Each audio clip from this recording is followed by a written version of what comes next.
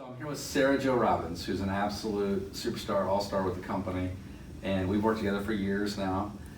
So both as a coaching, personal coaching, and together in the office here. So I want to talk a little bit about what you've done in the last 12 months, your journey in the business, and some advice for agents here. Okay. And everywhere. So what did you close last year? So I closed just about $8 million. $8 million, incredible. And that was how many transactions? 25. 25 transactions, $8 million, so good numbers.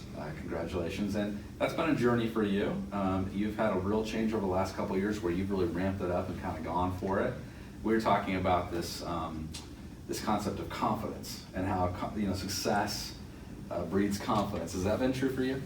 Absolutely, absolutely. I think that I've always been a confident person. I know who I am, but it's difficult when you're starting out in real estate and the numbers aren't there and you're not hitting the production that you want to. Mm-hmm. But along the way, yeah, it's come. So what's interesting is we were talking a little bit about a lot of things, but social media, and social media has become a more and more important part of all of our businesses, but specifically your business. And so you have found a great balance of being really authentic of who you are, but also putting out stuff on social media. Talk about that for just a second. Yeah, I put out when I've closed a sale or when I have a new listing, and just kind of keeping everybody, and I think people really like that. They get excited for me, they get excited for the clients, but I also like to keep a little bit of personal stuff in there too. If something great's going on with the kids or I like to keep that balance so they see that I am a real person and it's not just, hey, look at what I did this month. So this is interesting because we were talking about what you're going to be changing, what you're going to be adapting, what you're going to be doing differently. And you're talking about this concept of not just kind of having that fake life is perfect Facebook presence, but also highlighting what? The struggle, right? Exactly, Yeah. and that's definitely something that I want to work on this year. I want people to be able to see that I am a real person and that I do have struggles.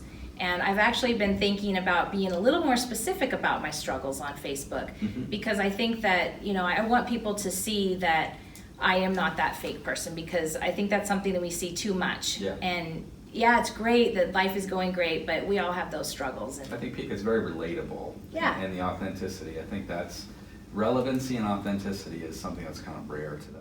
So when we talked about your transactions, all of those 25 are basically repeat and referral business, 99%, right? Yes. So you are definitely somebody that is, working your sphere. And I know that your goal is to be way more intentional about that coming forward this year. Yes. But you are doing a lot of things. So talk about like daily, what are you doing? We're talking about personal notes. How many of those are you sending? Well, I'm really trying to do 2 a day. That's a very manageable number. And, I like to send the notes to people in the sphere. And then, if I have a hard time thinking about who might want a note today, I like to just pull somebody out from the activities the day before that maybe had enriched my day somehow. And maybe they just need a thank you for the time they spent with me or something like that. Now you talked about, agents struggle with making calls. You're making calls too, but you're also doing something else, which sometimes we hear agents don't do it, other agents do. I'm very interested in what else you're doing. Texting. Texting. Okay. Yes. So you're texting, you said how many clients a day? I mean, it's quite a bit. Yeah, probably about 10 a day. 10 a day. What's their reaction to it? Well, so far, everybody loves the text because they don't, especially at work. Most people are at work during the day, and at night they're with their families, and so it's difficult sometimes to pinpoint when's the best time to reach out to my clients. And I just really find that I just text them whenever that I do my text, and then they can respond when they have time. When it's convenient for them. Yeah, and they really appreciate that because maybe they have a chance to read it while they're at work, but they can't respond. They at least know I'm thinking about them, or they can read the information that I'm trying to communicate right then. So another thing that you're doing, which I think a lot of agents talk about but they don't actually do, is actually networking meetings like breakfast, coffee, lunch, dinner, drinks, whatever. You're doing that how many times a week on average? Probably a good 3. 3. And when you go to those meetings, is it all real estate all the time, or how do you handle those meetings? Well, it depends on who I'm meeting with, but I've had a lot of people from my kids' sports environment that I have met. And maybe we don't know each other really well, but we liked each other enough on the field and we're rooting for the same team, so we figured, hey, why not go to coffee? And those relationships have been kind of interesting because we get to know each other over, common ground.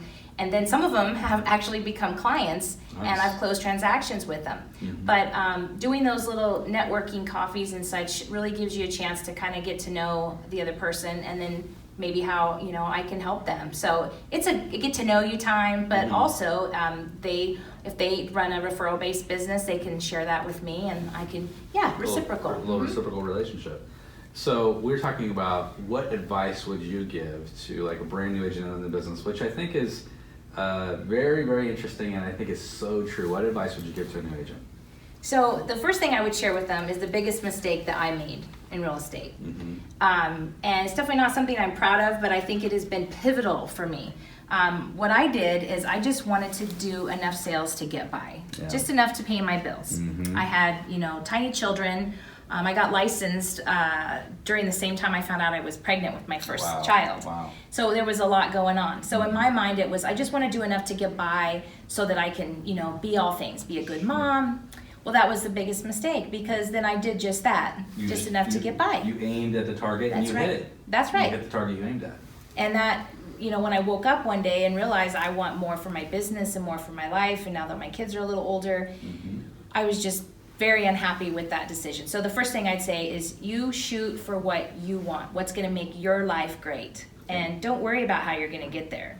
Absolutely. So very interesting too, and you lived that, because then you changed your goal. You went to 200,000, and bam, you got to the number.